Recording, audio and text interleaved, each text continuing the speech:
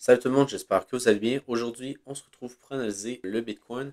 Donc, rapidement, là, on va aller voir ici à court terme, ici la trendline qu'on avait juste là. Qu'est-ce qu'on va pouvoir faire ici pour vraiment mon plan ici, pour tenter des shorts sur le Bitcoin. Vous avez regardé mes dernières vidéos et pour moi, ici, on est toujours baissier tant qu'on ne casse pas ce high-là. Également, après ça, on va aller voir ETH qui n'a pas beaucoup changé. J'ai également mon trade ici, plutôt en moyenne time frame, donc en daily environ, mon trade ici qui se passe plutôt bien pour le moment. Je vais également vous expliquer qu'est-ce que je vais faire avec mon trail stop loss ici parce que je vais le bouger dans pas trop longtemps. Également, je vais aller vous montrer le CKB. On est revenu sur la première zone juste ici. Donc, on peut voir le niveau en orange que vous avez mis juste là. Ben, on a bien rebondi dedans. Et pour le moment, c'est assez clean. Qu'est-ce qu'on a fait? On va aller voir également le width. On est revenu également en dessous du niveau de liquidité que je parlais, donc en dessous de la mèche qu'on avait ici. Et là, on peut voir qu'on a un beau rebond pour l'instant. Et ensuite, le fait également, on est revenu dans la demand daily. Donc, on va aller voir ça plus en détail dans cette vidéo. Donc, on peut commencer directement par le Bitcoin. Donc ici, qu'est-ce que je voulais vous faire? C'est un petit rappel de mon billet moyen time frame, donc en daily environ, qui est qu'en gros, ici, on a un high protégé daily qui se situerait là et un order flow qui se situerait là. Donc ça voudrait dire qu'en général, ici, ben, il y a plus de chances qu'on vienne chercher ce lot-là avant de venir chercher ce high-là. Juste avec la structure ici, qu'on est baissier en daily juste là. Donc tout ça ici, toute la price action qu'on a entre ce high-là et ce lot-là, ben, c'est juste un peu du bruit. Puis en général, ici, on devrait venir chercher ce niveau-là. Si jamais on vient casser ce niveau-là, on va passer bullish, puis on va après ça target la TH, et on va target les. Ça fait plusieurs mois que je parle de ça, les 80, 90 000 100 000 dans cette région-là ici. La trentaine qu'on a là, c'est juste ces deux pics qu'on avait là. J'avais juste marqué, mais c'est pas vraiment une target, c'est plus juste un niveau que j'avais marqué long terme. Mais ouais, c'est ça. Ici, si jamais on viendra casser ce high-là, je vais passer bullish du côté du Bitcoin en daily. Et ça voudrait simplement dire qu'on va venir target pas mal plus haut. On pourrait utiliser des extensions Fibonacci pour travailler rapidement des targets qu'on pourrait avoir. Comme que je vous disais, vers les 80 à 100 000 environ. Mais tant que ce n'est pas le cas, je reste baissier. Donc, je regarde plutôt pour des arguments qui sont baissiers pour le Bitcoin et voir comment on pourrait jouer justement une rotation du haut du range vers le bas du range. Donc, comment on pourrait se positionner en short pour justement se positionner pour au moins avoir un petit mouvement ici baissier et revenir dans ce niveau-là. Je vais également vous montrer la demand qu'on a juste là qui est assez pertinente, qu'on va pouvoir voir qu'est-ce qu'on fait dedans. Mais sinon, c'est ça. Ici, qu'est-ce qu'on peut voir? C'est que si on se met juste avec les lignes, on aurait une trendline juste là avec toutes les clôtures en délit. Donc ici, ici, ici.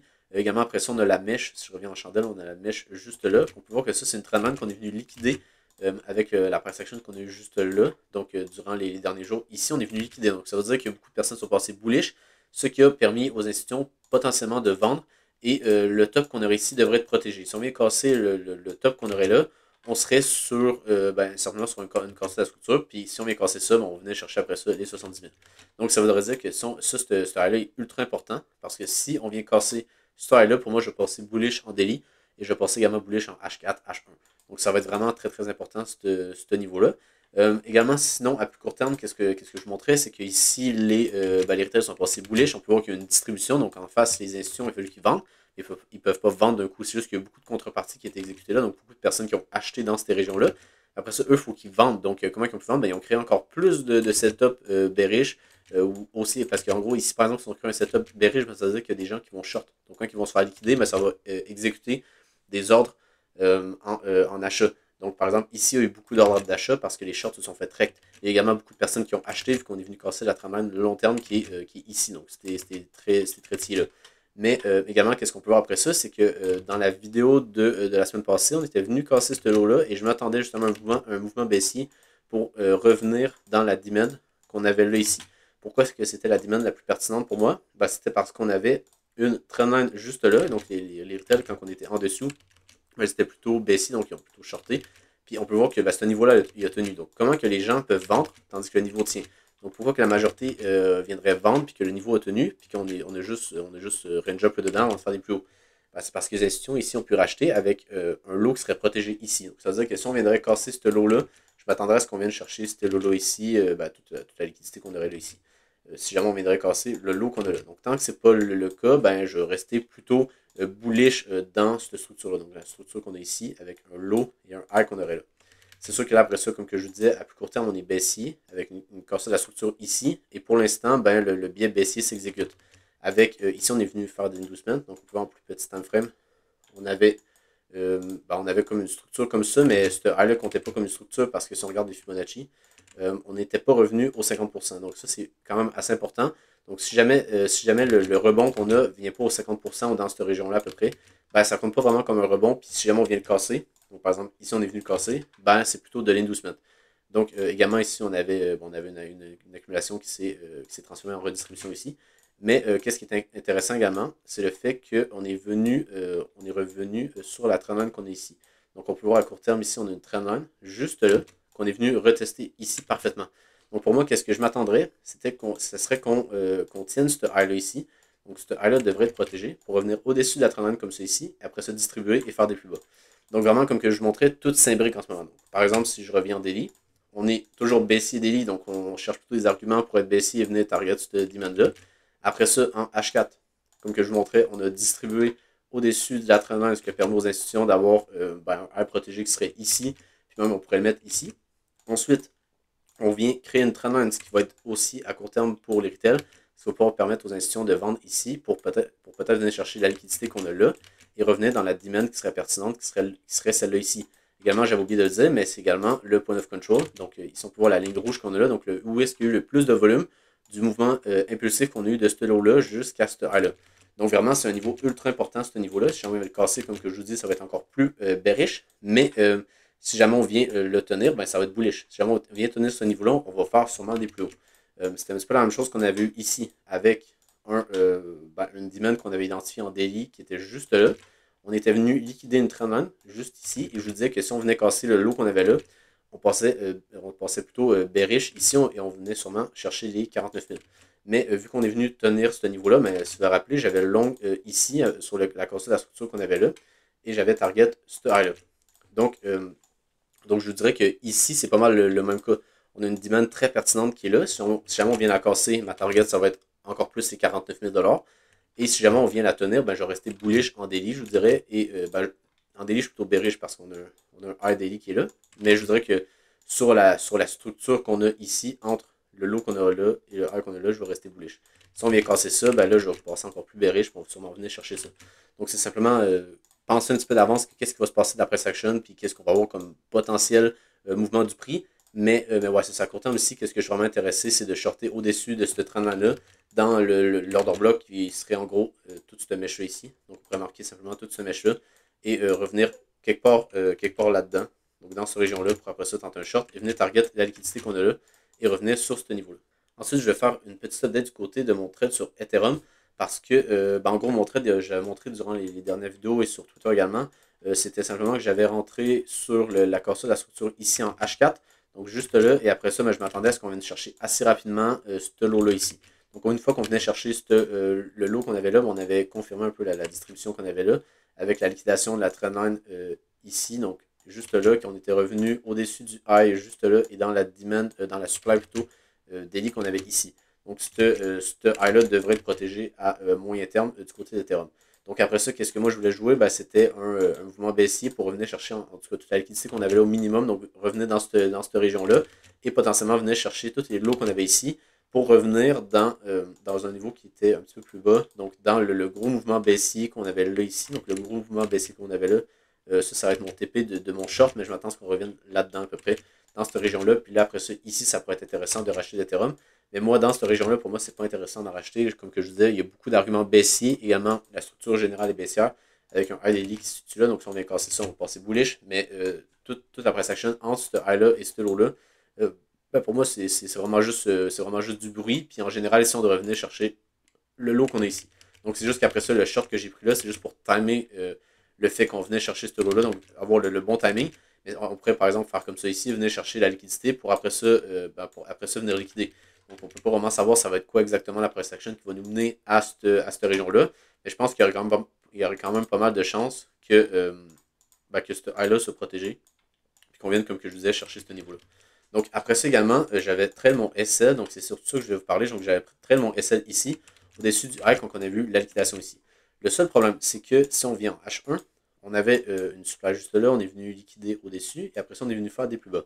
Le seul problème, c'est qu'ici, ça ressemble pas mal à une accumulation. Donc, une accumulation, c'est quoi? Ça permet simplement aux institutions d'entrer en position, parce que sinon, ils ne pourraient pas, parce qu'il n'y aurait pas assez d'ordre. Il n'y aurait pas assez d'ordre de vente, donc il faut qu'ils créent des supports, par exemple, pour après ça venir les liquider, puis après ça, ça déclenche beaucoup de stop loss, puis là, après ça, ils peuvent rentrer en position. Donc, une accumulation, c'est simplement une création de support qu'on vient liquider. Et après ça, l'affaire, c'est que si jamais l'order flow, donc simplement le biais général est baissier, on va revenir chercher après ça les highs au-dessus de l'accumulation et après ça, on va continuer à faire des plus bas. Donc, cette accumulation permet simplement à refermer des ordres qui étaient dans les mouvements baissiers qu'on avait là. Donc, par exemple, l'accumulation que je vais vous montrer après ça juste ici, qu'il y aurait ici, elle sert simplement à venir refermer les ordres qu'on avait dans ce mouvement baissier-là, également dans ce mouvement baissier-là ici. On peut voir que c'est ça, on était venu dans ce mouvement baissier-là ici, donc je peux le marquer l'ordre bloc qu'on avait ici.